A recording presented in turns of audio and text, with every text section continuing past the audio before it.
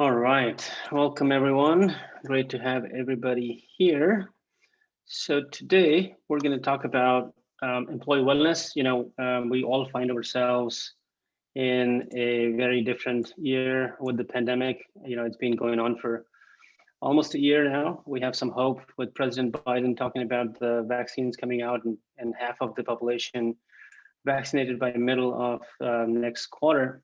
So there's a lot of hope, but employee wellness has to stay top of mind. So we brought some leaders today to talk about how to bring employee wellness from leadership down, how to sell that internally at your workplace. And today I'm excited that I'm joined by Ashley, Brandon, and Karen from three companies that represent sizes from 75 to 1,200 employees. And we'll have a chance to ask them a lot of questions around this subject. So the agenda for today is really a 45-minute total discussion. We'll have 15 minutes for Q&A, and we're going to start with a short breath practice. But before we do that, a little bit about myself and why we started Wellness Coach. So my wife and I had our own experience with depression and anxiety, and I know a lot of us are feeling that a lot more lately, due to the pandemic. We set out to start a platform, Wellness Coach, which the key difference was that we have real coaches that you can talk to, engage with, and ask questions. And so I'm excited to introduce you to Selena, who is our coach, who has helped thousands of people in their mindfulness journey, helping them with stress and anxiety. Today, she's going to do a short mindfulness practice, followed by a little bit of stretch to get you reset for today, and then we'll get the panel going. Thank you, everyone. Over to Selena. Hello, everyone. Such a pleasure to be here, and what an important topic that we are covering today. So actually, let's begin with a little bit of movement, and then we'll move into the breath. Sometimes moving the body is a way for us to be able to sink into that space of greater ease inside. So I invite you to join me. We're just going to move the body a little bit. Let's begin by inhaling and reaching the arms all the way up, really long stretch to the sides of the body. Exhale, release the arms back down the sides. Inhale, reach the arms all the way up. Let your neck be relaxed. We can let go of that rigidity that we hold. Exhale. One more breath like this. Really feel this lengthening through the sides of the body. Exhale. And then let's roll through the shoulders. Inhale the shoulders up to the ears. Exhale, back and down. Slow the breath down, deepen it. Inhale. Exhale. A few more like this. Inhale. Exhale. And as you breathe and move the body, allow the breath to be a little deeper than usual. Many of us have very shallow breathing patterns that we live in. Relax the shoulders. Just give a little shake. You can move your body a little from side to side, a little twist through the spine. And now that we've moved a little, let's just close the eyes if that's comfortable, or you can have the gaze soft, relaxed. Allow there to be a space between the teeth so the jaw can relax. Inhale, take a deep, full breath in. Really feel the lungs filling with breath. Pause for just a moment at the top of the breath. And then exhale slowly and completely until it feels like all of the air is out of the lungs. Inhale slowly and deeply. Pause for just a moment. Exhale slowly and completely.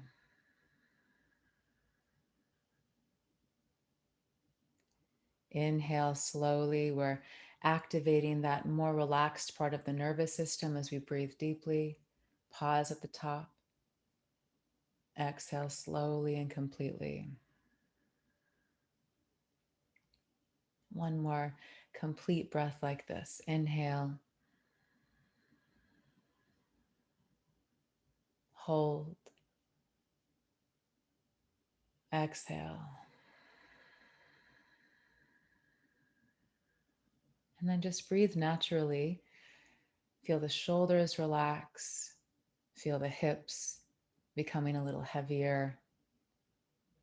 And I invite you to maintain some sense of awareness of your breath, just moving in and out of the body.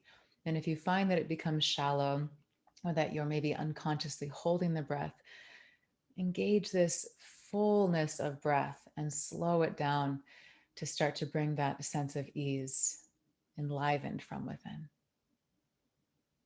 When you're ready, you can slowly open the eyes with this maybe newfound awareness of your body and of your breath. Thank you. Enjoy.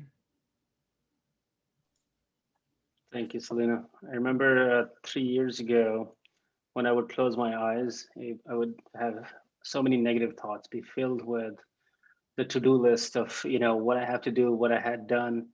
And with practice, I've learned how to stay in the present moment, and you're a big part of it. So appreciate that. Thank you so much.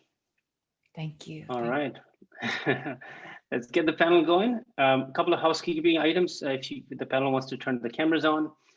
So first of all, I saw in the chat window, we have folks from New Zealand, Australia, Canada, and United States. So please let us know where you're visiting us from today on the chat window.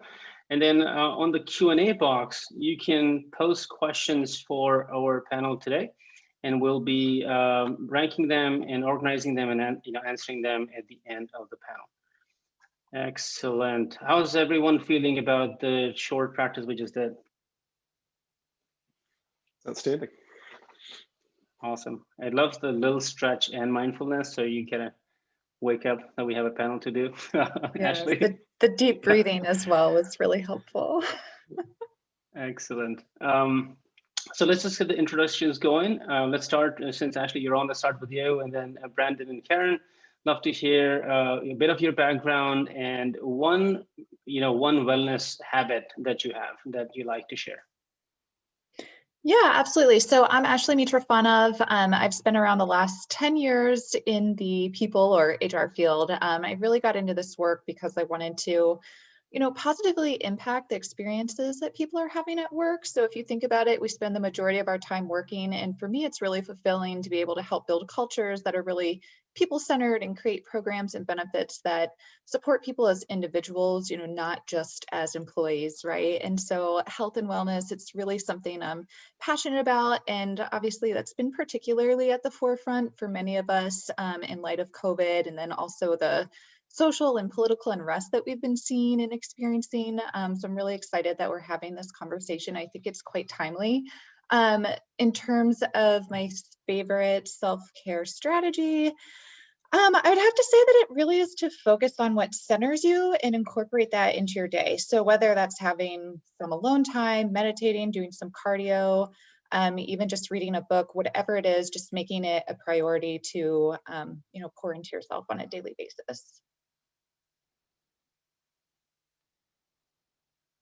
Fantastic, Ashley. And hello, everyone. I'm Brandon Sammut. I lead the people and culture team at LiveRamp. We're a data connectivity platform with offices all over the world. And part of what got me really interested in this space is just this notion of human potential. We think about so many of the things our organizations wake up doing every day. It all starts with people and the opportunity to build systems that, like Ashley said, enable people to bring their full selves to work, but to be able to do that at scale, I find really interesting and also really satisfying. A wellness practice that's been serving me well, especially the last year, is just unstructured writing in the morning. Just to set a timer for 3 minutes and just write everything down that comes to mind. And I find in particular really helps me with kind of this notion of self-honesty, being really honest with myself about what's going on in my mind. Hi, everyone. I'm Karen Weeks, currently in Brooklyn, New York. I work for a company called Ordergroove, where I'm the head of people. I've been there for almost 5 years now. And I feel like over my whole HR, people, culture, whatever you want to call this career, I've really tried to bring together people and the organization. And I think sometimes people feel like, oh, you're for the people, you're for the company. Actually, I'm for both. And if our teams are developed and feeling successful and feeling supported and the company therefore is able to reach their goals. And if the company has created an amazing environment, great communication, talks about the strategy and how the team connects to it, then the employees can be successful. So it really is a partnership. And I feel like that's really been my focus over the years and how I approach things. And wellness is a perfect example of that, where if we are doing all that we can for our teams to make sure they feel supported and well, in return, they're going to be able to do their jobs better and all the business side of it. So I don't think it's either or. I really try to approach it with both are trying to get to the same result and how can we do it together. And so for me, a tip about wellness is forgiveness. You may have the best intentions of what you're going to do that day. I haven't worked out in 5 days, and you know something? I haven't. It just hasn't happened. And so that's okay. And I think giving myself forgiveness, forgiving myself and giving myself that permission that I needed to do other things. I read a lot one day, for example, because that's what I needed that day. That's focusing on my wellness for that day or that week. Love that. We had a coach this afternoon on the platform, wellness coach. His name is, it's twice Olympian. And he was talking about, missing the bronze medal at Olympics. And he's like, how do you deal with that? And he went through a lot of mental health issues. And he said, the thing you have to do is put your 100% and that's it. And don't worry about the outcome, but worry about putting that effort. And I love what you said, Karen. So quickly about me, I'm one of the founders of Wellness Coach and the CEO. One of my habits, similar to you, Brandon, I started not just meditating every morning, but also writing a journal every morning. And I think what's the big thing about writing a journal has been, if it's in writing, it becomes real, and then you can reflect on it. So every morning I write, and sometimes I'm very stressed, and I'm like, oh, the world is falling apart. And then I reflect, and I see I've written that many times before, and it didn't fall apart. So it gives you a lot of comfort that if you write about it, it's not as bad as we think. We have a tendency to make things much worse in our minds. So that's been incredibly positive. A quick programming note for everyone. This is being recorded, and we'll send you a link to the recording. So don't worry about if you're not taking notes. And then a shout out to our friends at Wind Resorts that are attending, and be nice on the questions. Thank you. All right, let's get going. First one is for you, Ashley. How do you define employee wellness? Yeah, that's a great question. So I view employee wellness on a holistic level. So it's not just about physical wellness, but it's also about their social and mental wellness as well. And so one way to look at that is, I take the perspective of, are we fostering an environment where people can really be true to themselves and feel free to bring their whole selves to work? I think that is absolutely a piece of wellness. And this is something that we absolutely foster at Aledade. And one of the ways that we do that is we have several values, and one of them is inclusion, right? And we're putting that into action through our affinity resource groups, where, these groups come together around a shared interest or common goal, and you can informally or formally belong to it. And the ARGs really take this lead in community building, creating that peer level support and mentorship, and orders so that we're really providing and creating that supportive and welcoming environment for all employees. And I think it really starts there. Excellent. Thank you. Karen, do you want to add to that? Yeah, I think to build on that, one thing that we think about is flexibility for what the individual needs. Especially through 2020, we've all needed very different things and have all had very different situations at home. So instead of saying, oh, here's an allowance for mental health or childcare or whatever, it's you tell us what you need and we'll try to figure it out and support it the best way possible. We're only 75 people, so it's a little easier for us to be that focused on the individualization piece. But one of our values is what you see is what you get. And so what's going on for you at home, what's happening for you in your world, that's what we want to try to support, as much as possible. Love it. And Brandon, love to hear your take on this. Well, building on what Ashley and Karen said, we think a lot about how wellness happens, practically speaking. And in particular, we think about the relationship between, a person and their manager, right? If you think about the conditions where folks can do their best, be their best, right? You think about things like, psychological safety. Do I come to work and do I know where I stand? Am I aligned with my leader on how I'm performing? What are my opportunities to grow? And, am I getting straight talk, right, about how I'm showing up, if that makes sense? And also kind of building on what you said, Ashley, in particular, does my manager see me for who I am? Can I be myself here, right? And a lot of that does start with that manager in managee relationship. And it's been a big area of focus for us. I think that's pretty deep, and I think we want to peel that onion a little bit. But before we do, we have a poll for everybody attending. We're going to ask a quick question about, do you have employee wellness program at your work? And love to see what the results are. Here we go.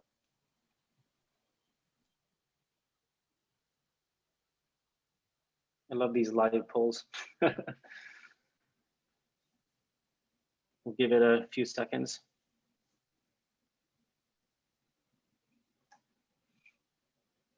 And as we're looking at that, we're getting a couple of good questions as well that we're going to queue in for at the end of the panel. Excellent. So pretty interesting, pretty evenly split between, yes, we have a program. Well, yes, we're exploring new options and we don't have a program. So I think this panel is going to be very beneficial in this situation. So let's peel into the onion here, Brandon, a little more. There's a research report from McLean and Company that says when employees know the employers or the managers care for them, they have a 3 times more retention or happiness within the company. How can employers or managers make sure that employees know they're being cared for? Mm-hmm. It's a good question, because even in our research on this, what we find is, you have to show, not just tell. However, the telling also matters, right? So when we talk with our managers, it's like declare intent, right? I'm a manager as well. I don't always get it right? But if I declare my intent, my belief, right, in my role in enabling my people to be great, to be well, to thrive, that can help in those moments where my actions, right, don't always reflect that. So I do think there's this combination of you do ultimately have to show, but the telling also matters. So kind of set the stage, right? Don't let people assume what you believe and what you don't believe. The second is do show, right? And part of what our people and culture team thinks about, I know Karen and Ashley's teams think about this similarly, is what can we be doing in terms of tools, programs, mindsets, and supports, such that we we talk about this notion of like the superhero cape. Like how do we how do we provide the cape to the manager such that they can provide tangible supports for their people, and we're really just kind of teeing them up to do that. And then the third thing that I would point to is just modeling, right? It's like a practice what we preach. Our regardless of what I say with my team, they pick up likely even more from me about what I believe about wellness and productivity and human connection and how we show up together based on what I do or don't do, right? And so taking care of myself and doing that in ways that are sincere and visible where that makes sense to do so, I think matters just as much as those first two things.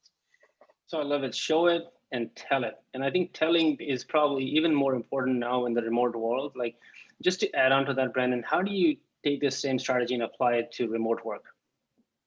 I think you hit it, D. It's like the telling matters even more, because we spend less time together, and it's what you see in between meetings that signals just as much as what's happening in a meeting. Our people spend plenty of time in meetings, but the amount of context and subtext that you pick up is certainly feels a lot more limited these days. So I do think the telling matters even more. Absolutely. We do 2 all hands a week now from one we used to do because of how much it matters to over communicate lately. I'm going to ask the same question to Karen, and we'll go to Ashley. And just want to get one of the users' comments. Paul says, a happy cow produces more milk. to what you were saying, Brandon. I love that comment. Karen? That's a great, is it metaphor? That's awesome. And I think it actually speaks to the making sure that our teams feel the messages that we're giving and that we're being the role models, both literally ourselves, but also more importantly, maybe even the leadership team. So how can they be demonstrating what needs to be happening in the organization? Are they carving out time for their wellness? Are they blocking time on their calendar and are offline at certain times because that's what they need at the moment? Are they taking days off and actually taking the days off? So I think if the leadership team and ourselves as HR leaders can be role modeling the behavior, that then puts the actions behind the words that we believe it, we're doing it for ourselves. So when we say you should do it, we mean it, and you should actually do it, and you won't get in trouble for it. There's no negative side effect. Because I think a lot of times employees hear words and are like looking for the trick, like, where are you going to get me on this? But if I'm doing it, then hopefully that means you'll do it as well. To lead by example. And another thing that I've been hearing from our own coaches, and I'm not great at it either, is compliments. Just complimenting the team, being genuine about compliments, and encouraging a culture of compliments. Love to hear your take on that, Ashley. Yeah, absolutely. So, just hearing what Brandon and Karen said, I think really just echoing what they've shared, and that supporting the employees and their wellness, it does really start from the top down, right? And the managers really are best positioned to impact their employees' well-being on a day-to-day basis. So I think the foundation here is really going back to the basics and ensuring that managers are equipped and that they're trained on engaging with their team members, viewing them as you are a whole person. You're not just an employee, right? And I think the feedback piece goes into that, really encouraging that frequent and open communication through regular check-ins or one-on-ones, so that you're actually aware of, what is going on in this individual's life, and being able to be equipped with resources to share with them, such as just pulling from something like an employee assistance program, right? And encouraging the uses of these resources, if you find that your team member is in need of them. And just going back to modeling, right? Like in this day and age, everyone's working from home. We're tied to our computers. We all know the challenges of that, right? So just in going beyond encouraging, just setting some team norms and then following through with them, right? So maybe something as simple as like a walk and talk, where if you don't need to be at your computer and you can take your meeting on your phone, go for a walk outside while we're talking. And as your manager, as leadership, I'm going to do that as well, so that you feel safe and comfortable doing that too. Or just setting some days that become a norm on the team where you have fewer meetings, right? So you're not tied to Google Meets, and it gives you some extra time to focus on your work, get a break from all of the Zoom calls that we're doing, right? So I think ultimately it comes to, it's not enough to say that I support your well-being, but you are demonstrating that with action and leading that as well. So I love that theme, show and tell, act, from a leadership perspective yourself. Now, the follow-on question to this, which is, how do you get the team excited about wellness initiatives? Because oftentimes, companies have so many initiatives, and either they're hidden. There's a question on the Q&A box, like, what is an EAP program? Like, I think that's the level of awareness oftentimes, within the workforce. So just at a high level, how do you get leadership and the teams excited about wellness initiatives? We'll start with you, Ashley. Oh, sure.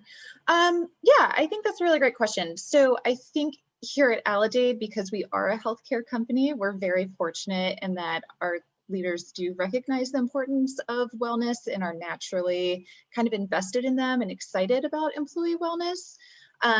But that's not always the case in all of the organizations I've worked with. So beyond that, I think that if you do have a leadership team who may be a little bit more skeptical about, wellness initiatives, I think just, maybe starting with research and numbers, right? And being able to show how a program or various wellness initiatives like this can provide value and really impact, like how impactful the wellness program could be for employees. And then in turn, if employees are well and healthy and happy, that's going to have a positive impact on performance and overall the company's mission. And so I think that could be a good starting point, just to softening the conversation. So that would be my thought there. I love that. I think what's also happened, again, this is my view, is the wellness programs have become more fun than they used to be so boring, right? I remember like back in the day, I've always had EAP, but I didn't know where to get to. And you have to call a number, like who calls a number, in the younger generation, right? So there's like this whole evolution where, things that are approachable on your phone, they're easy to access and they're fun, right? Brandon, do you want to add to that?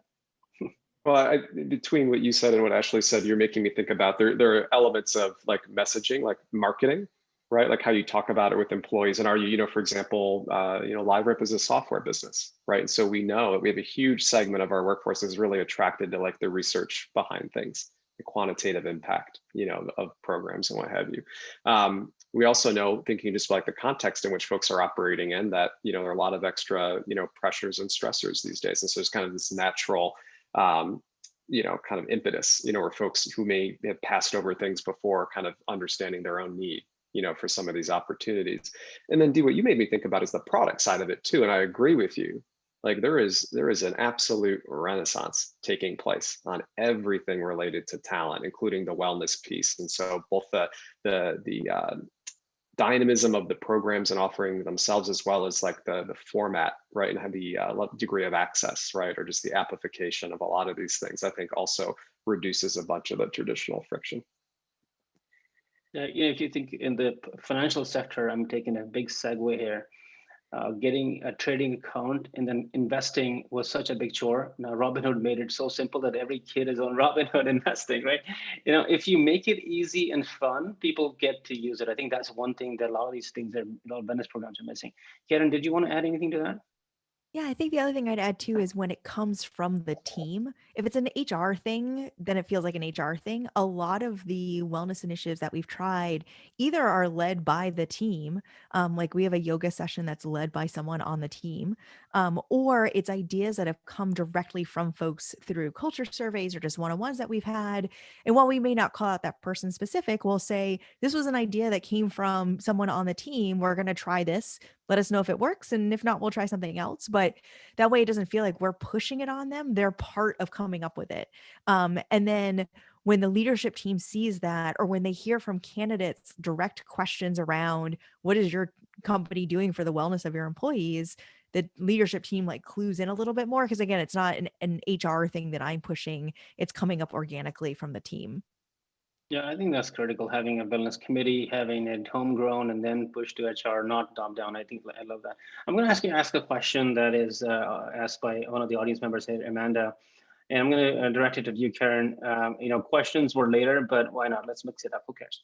So this question is actually very spot on to what we're talking about. It talks about, if employees have PTO time left in their, in their calendar, but they're afraid to take that, not knowing they'll get coverage from their employer.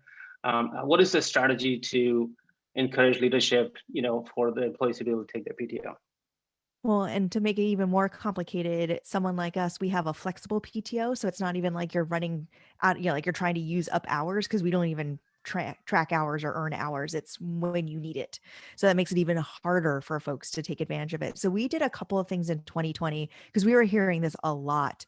Both I'm home, so it's not like I'm going anywhere. So what good is a vacation day? Because I'm just sitting here. And then I think it was Amanda, to her point, this guilt of everybody is so stressed out and everybody's so burned out. Why should I take time? Because I know it's going to leave it more on the team. So we did two things in 2020 specifically. One, we actually did additional quote unquote office or company closures. So we picked a random Friday. We turned a 3-day weekend into a 4-day weekend. Some of those things where we actually shut it down so that nobody felt, oh, should I or can't I? We're all going to do it. Now, obviously that's not right for every business. We were lucky enough to be able to do that. So that was one thing that we did. And we tied it directly to the feedback of, I'm having a hard time taking time off. And then the other thing we did was managers actually sat down with folks and said, let's go through the calendar. What day do you want to take off? And so the manager had a little control of it from a coverage standpoint, but it was, again, the messaging from the manager of, this is important, you need to do this. And it actually ties to something we did overall, where it's sort of like a 3-pronged approach. Is your person, just having a little bit of a rough time, maybe worked an extra hour or, extra time that week? How do you want to recognize that? Your person's at burnout, you need to have them take a walk, take a day off, whatever. Your person's in crisis, here's who to call. And we gave managers some of those tools, and the day off approach was one thing that they had to leverage. I want to continue this topic because I think it's very important. So I'd love to hear, Ashley and Brandon, your thoughts on this. Yeah, so we took a similar approach as well, just recognizing the stressful time that folks were experiencing and going through, and that people still are, right? Like you said, it's been almost a year and this is still going. So I think it's just having that empathy, having that sympathy as well for your team, right? We did encourage managers, encourage your team. If one day that month, is there a Friday that you can give everyone on your team to just take the day off? And that way there's not one person who's feeling like, I can't take this time off because everyone else is working. And during that time, the manager was essentially saying, I'll provide coverage. And then, they took time off when they were able to as well. But I think, again, it comes back to that modeling, right, at the leadership and manager level, saying that I am encouraging this, please do this. And then as a manager as well, seeing that your manager is taking that time off to refresh. And then we also, we run a monthly benefit highlight, so that we can kind of keep the benefits that are available to employees just kind of at the forefront for them. And so one of the months we took a focus on PTO, and referenced some studies that reflected why it is so important to take time off, and encourage folks to use that time. I bet you a lot of folks listening are thinking, oh, I want to work in Ashley's company. That sounds like awesome. Brandon, I would love to hear your perspective, because you're over 1,000 employees. How do you take care of that? Well, one thing I can add, I found this to be powerful at LiveRamp and elsewhere, is just this mindset around vacation and productivity, right? Because sometimes where I hear the pinch is this notion that taking vacation is a productivity depleter because people aren't here, right? But and there's a mountain of research to back up what I'm about to say. It often works in the opposite direction, right? Like a company culture where folks are taking that time when they need it, right, to refresh, to recharge, to do other things that matter to them, to kind of like live a full life, right, or just tackle some burnout, whatever the case may be. That's a performance enhancer, right? And so if you turn that conventional notion of vacation as time away and therefore depleting the team's productivity, and you turn it around, where I do think more of the research would back it up, it's a powerful mindset shift. And it's not just talk, like it is, in most contexts, very much the case. And it's something that we're leading with.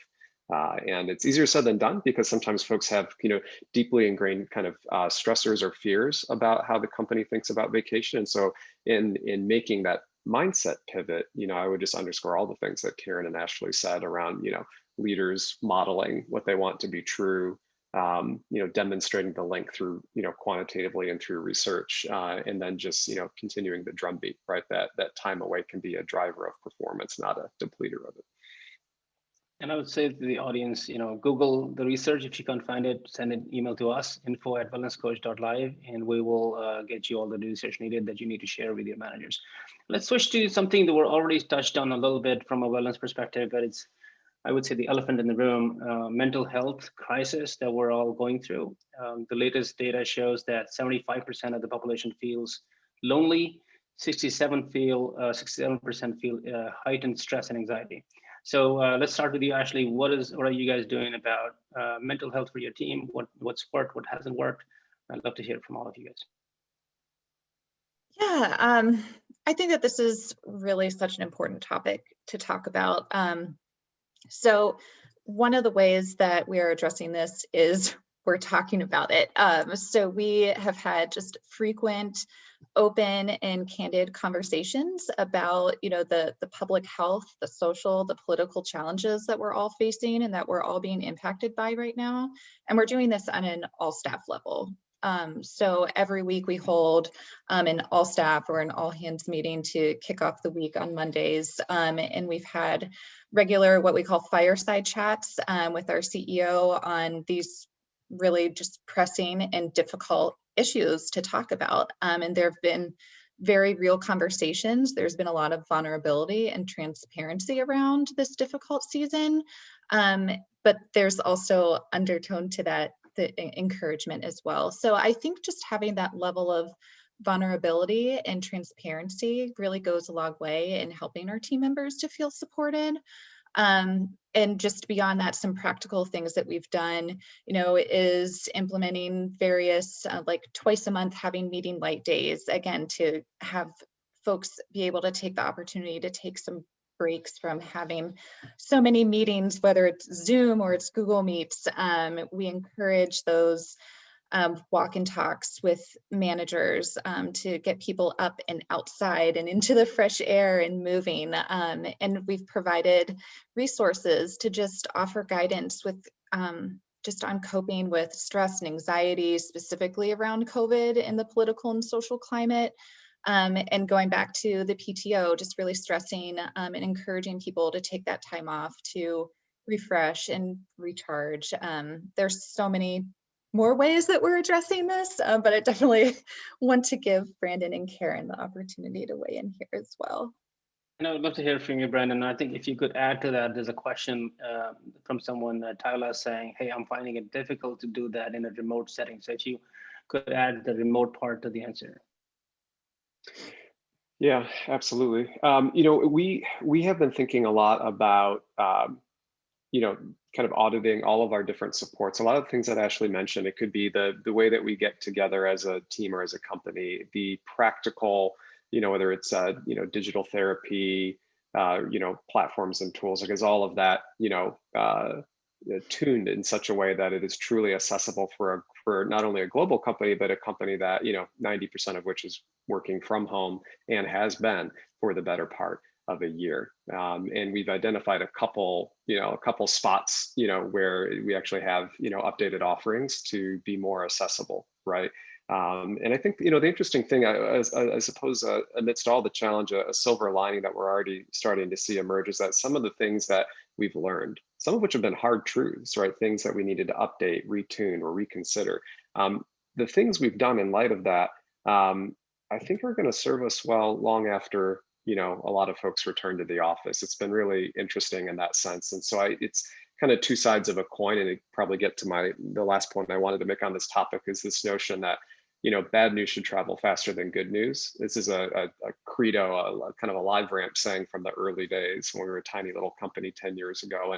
And this is, I'd say, a newer application of that in the mental health and wellness space, that here too, right? Just like if we have a bug in our product, we would really not just tolerate, but celebrate someone who raises a hand and says there's an issue here, and I know it's not good news, but I have a lot of confidence we can figure it out together. The same thing's true here.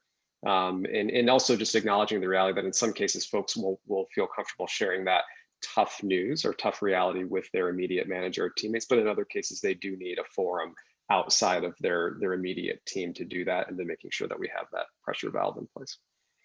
Yeah, I love that. We have a saying called bad news first. So it's pretty much a similar culture philosophy. Yeah. And a quick point I want to make before I hear from you, Karen, is, I think there's a silver lining. There's something with COVID that happened that opened us up to talking about difficult mental health issues in a remote environment. We weren't as comfortable, and I've seen like myself being a lot open about it to my team, but my team also being a lot open about the mental health issues, the drug abuse issues that they and their friends actually have been dealing with. So I think, like you said, Brandon, I think there's something good that comes out of this, because we all have changed to that sort of, band-aid's been ripped. Like now we can talk about it. It's not taboo anymore. What do you think, Karen? Yeah, I think that's such the case. I think that because of some personal stories that I have, I've always tried to be very open about mental health at work, and it's not taboo. But at the end of the day, that's just my experience. And I think now they've seen it from other leaders, other people on the team are talking about it. And so it really has helped. I think the other thing to kind of actually build on something Brandon said is, so much of 2020 was reactive. It's like, oh, you know what? I don't know how to deal with this. We got to deal with this. Everybody rush and deal with it. Now we can actually take those learnings and be more strategic and turn it into part of our mission. And so whether that is, big social things aren't happening anymore, both literally, but also they were kind of getting boring and dried out for our company. And so it's forced us to focus more on small group things, which actually works better on Zoom anyway. So it's more about, different topics, book club, trivia, D&D, workout, cooking, whatever the thing is. Maybe it's only 10 people who go, but those 10 people love it and are really enjoying it. And the same thing on the health and wellness side, we have therefore shifted a lot of those dollars that we don't need to go ice skating and bowling and whatever to partner with different kinds of wellness initiatives. And I think that in wellness partners, And I think the variety of options has really helped people say, oh, it's not, maybe it's therapy, maybe it's coaching, maybe it's meditation, maybe it's stress management, whatever it is. Ordergroove has given me a couple of different options to manage my wellness the way I need to, versus, oh, I only have this small budget, I'll try this one thing and hope it hits enough people. We're able to offer a lot of different things. It kind of goes back to that individuality and flexibility that I talked about earlier. And I think being more proactive and strategic about those choices has been one of the good things that's kind of come out of all of this. I love it. I think let's continue on that for a bit on finding budget for the wellness programs. I think, Karen, you've basically shifted the budgets from maybe more in-person or activities that are not possible. Can you elaborate on that a little bit? I'd love to hear from others as well on that. How do you find the money, or those who are attending, how do they go back to the manager and saying, here's the ways to find money for this program? Yeah, and it's really interesting because, again, in 2020, it was more about, well, we don't need it to go bowling, so let's use it for this thing instead.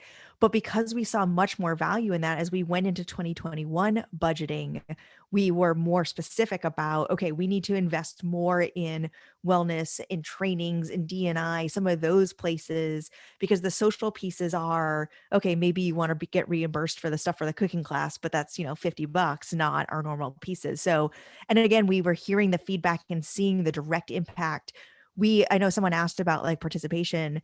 When we find the right thing for our teams, we see skyrocketed participation. We did a stress management course and probably 75% of the organization showed up, and I was not expecting those numbers. And so that clearly told me, okay, that was worth that money. We need to do more of that. And so a combination of engagement from the team and reallocating funds to what's important to us, which, by the way, I've always kind of felt about perks and benefits. Like, you should do what's right for your team, not have the ping pong table because that's what you're supposed to have. So I think it just kind of keeps building on that momentum of what does my team need now, and how can I reallocate the funds to get the value out of what I actually want those events to be anyway. Love it. Brendan, do you want to take your stance at finding budgets for these programs? You bet. I did a tour of duty in finance and operations in a former life, so been on both sides of the conversation trying to make something happen. And Karen, everything that you mentioned, like, totally resonates. A couple other things I've seen teams do is kind of discussion of direct costs versus allocatable costs. Like, if the team, if the business is really asking for something, there's usually a whole lot less friction about actually just allocating the cost on a per head basis, which doesn't necessarily require it to be like a dedicated and incremental HR expense. Because to the point, Karen and Ashley, you made earlier, some of the biggest successes all three of our organizations have had when it's driven by the broader team, and I would say, to add on to that, financed by the broader team, right? And Ashley, you implemented Wellness Coach. You found budgets for it for your whole team. Maybe a little bit tips for others. Yeah, so I mean, we incorporate wellness initiatives into our annual budgeting process. So during our budgeting period, we're thinking ahead, just based on feedback we've heard from folks. What are the various initiatives that we could look at implementing the following year, and then budgeting out what those costs would look like, so that the money's already allocated the next year when we're ready to start working on those things.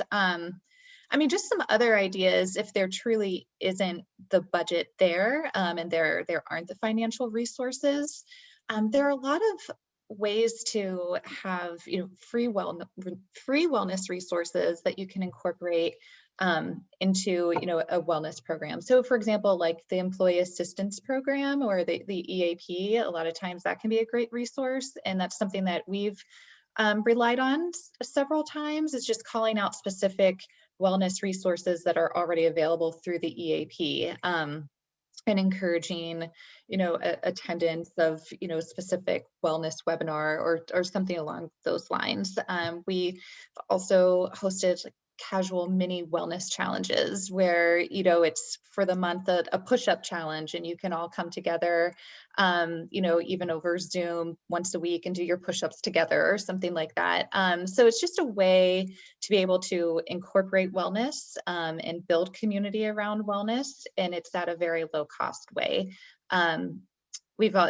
we also have been very fortunate that one of our team members is actually quite skilled at teaching yoga. And so we've kind of recruited her to lead a couple of all staff yoga sessions.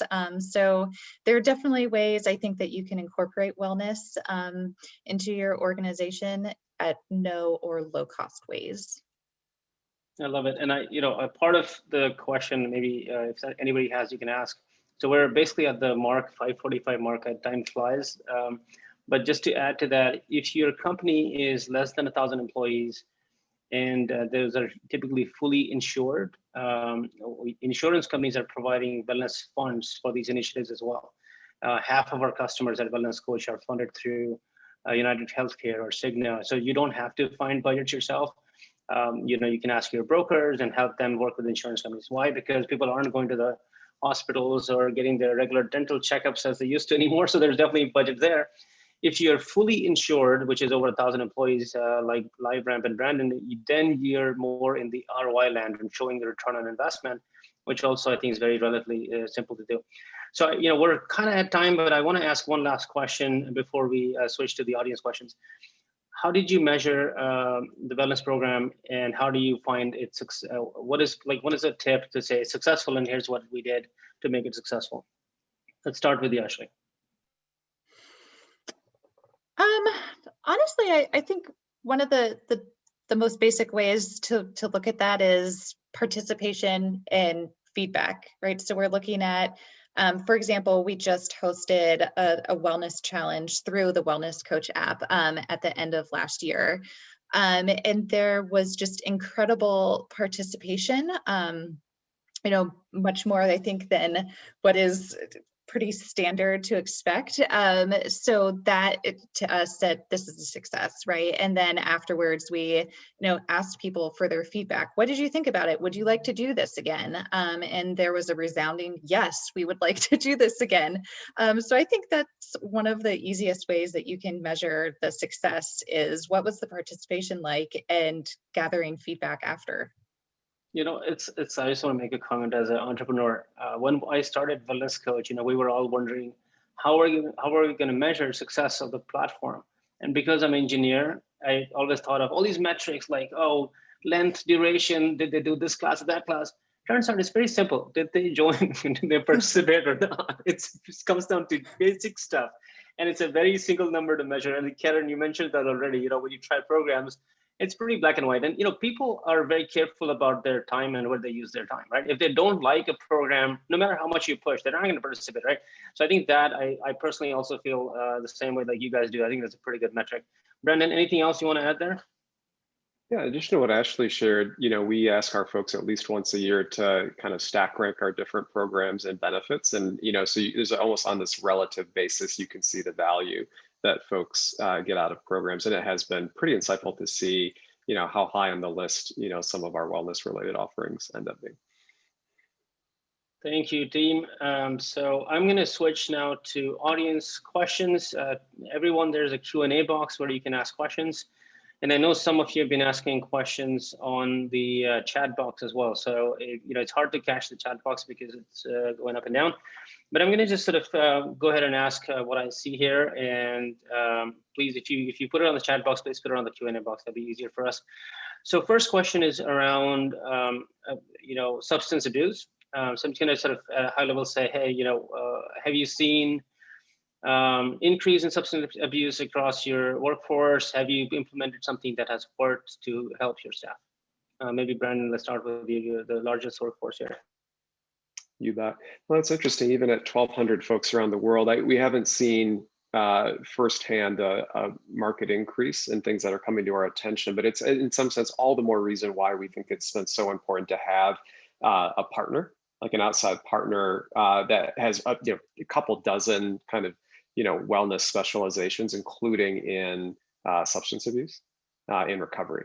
And so that's been our kind of biggest, it's kind of like there are a variety of things, whether we see it or not, may still be very much at play in the lives of our people. And so, right, how do we make sure that whichever partner we're working with who is really specialized in helping folks through these different things, that we've got the right specializations on tap, and through what like what Karen and Ashley were speaking to, that we're that we're marketing. We're talking with our people about this so they're aware of the full range of ways that they can get help. So since there's a few more questions coming, I'm just going to throw questions at one of you, and we don't have time to answer all of them, I think. Ashley, let's give this one to you. How do you get a reluctant company to engage in team wellness? I'm sorry, can you repeat? How do you get a reluctant company or reluctant management, I would think, to engage in team wellness?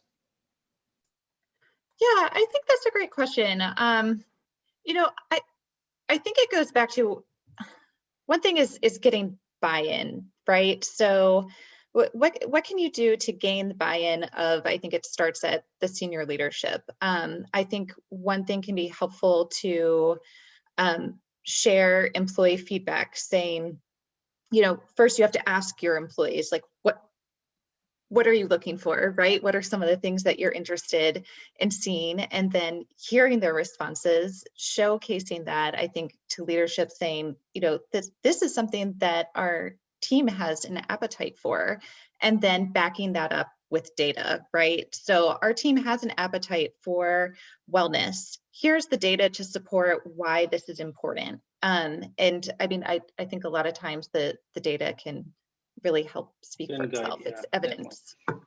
Actually, there's a resource I can share with you guys. If you go to wellnesscoach.live, our app, there's a section on research. And there's a lot of research papers on benefits of different programs.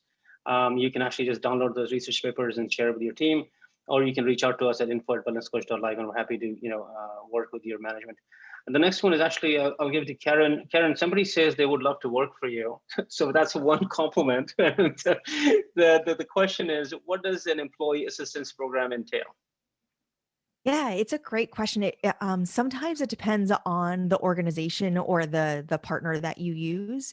Usually it encompasses some free therapy sessions. The number's a little TBD, but it usually includes some sort of therapy, or at least resources to help you find a therapist that either fits within your budget or with your insurance or whatever those restrictions are. There is also often like some family counseling or partner counseling. There could even be some legal coverage there, could be some substance abuse or some rehab options. So it really depends on what the structure is of your EAP, but it's meant to be a confidential place where you can call, 1-800-HELP-ME. And all the company knows is that 5 people called in that month, 2 called for this and 3 called for that. It's totally confidential and anonymous. And so I think sometimes people, it's a really good resource, but I think there's also a sense of anonymity that some employees really need, especially for these more sensitive conversations. Yeah, I think that's anonymous is very important. Privacy is very important. Excellent. 2 more questions. I think we're going to direct one to Ashley, the last one to Brandon here. Ashley, the question is from Sophie. My team of 20 is extremely overworked and has little bandwidth. I want to implement some wellness programs, but I don't want it to take more of their time. Any advice here? Yeah, I mean, so one thing that we're doing right now is this mini wellness challenge, and essentially it was something that we intentionally wanted to be low lift. So there was a program that we found, this 28-day like lunge, plank, and squat challenge. And it literally takes 5 minutes to do, and you can do it on your own time. It does not have to be done during work. We put it out to all staff to say, hey, if you're interested, let us know. We created like a separate Slack channel around that, just to have a place of connection and encouragement. And so I think that maybe something along those lines could be helpful, where you're giving an outlet to your team members. It's a low lift. It's not going to take a lot of time, but you can start kind of having that conversation around wellness and building that connection and community around it as well. And let us know if you want further follow-ons on that question. So last one I would ask, there's 2 more, but I think we're kind of out of time here. For you, Brandon, this is from Heather. How do you get upper management to walk the walk? They talk the talk, but they don't fund new programming that has been vetted and is very affordable. I think it's a very practical question. I'd love to hear your answer. It's an incredibly practical question, and thanks for it. You know, again, sometimes wellness can mean different things to different people, and I've run into this before too. And so, you know, it can be really effective to connect it to things that, you know, perhaps your management team feels more fluent in, or what have you, like performance, employee retention, you know, overall productivity. I mean, the links are so strong. You know, both in the broader research, and then, you know, depending on the type of kind of employee data that you have at your company, you can probably show the inside view as well, and so on. So I would start there. You know, the second thing I've seen work if your overall management team isn't yet there is seeing if you have a champion, right? And I've seen in some contexts a champion not only show support and come alongside and make the case, but even in some cases, if like an overall funding yes is not available at a given time, to actually fund it within their budget, to say like, I think this matters enough, I'm gonna make it happen. And then the third thing I would say, you know, for a team that isn't in a position to greenlight incremental funding, is to take the approach that Karen mentioned earlier, which is, you know, show how important you think it is, that you're willing to spend a little, you know, you're willing to spend less in an existing area in order to make room for this, because it just matters so much. Yeah, I love that. And I would just add another one where, because, you know, data is critical. And, you know, I see on the screen, there's a special offer for you guys, 14-day free challenge. So you can go register your company and get a 14-day free team challenge. But then the data you will see on engagement and what people are doing is your business case to go to the management. That's what we've seen work really well. Instead of saying it works, show it to people, let them play with it. And then, you know, I'll share this with one of the very large clients we have. I can't say their name right now because we're recording it, but we launched a program with them with 60 days free. And the president of the company got so many people walking up to them saying, "Hey, it changed my life. I'm so much less stressed and less anxious." You know, give them something to try so they can experience it and then go to the, you know, management. I think that works really well. So with that, I just want to say thank you to our panel here. Thank you so much for being here. You know, one of the things I just want to say is the job of HR is as difficult as what nurses are doing. And as first responders, you guys are dealing with a workforce that is distributed, remote, stressed out, dealing with, you know, the pandemic, and it's very tough. So thank you for taking the time for ourselves and everyone here. There's lots of compliments for you guys on the chat box. Really appreciate it. And we'll have a little gift for you guys later. So thank you, everyone, and thanks for doing this. Thank you. Thank you, What a everyone. pleasure. Wonderful Thanks being with again. you Great all. night. All right. Bye-bye.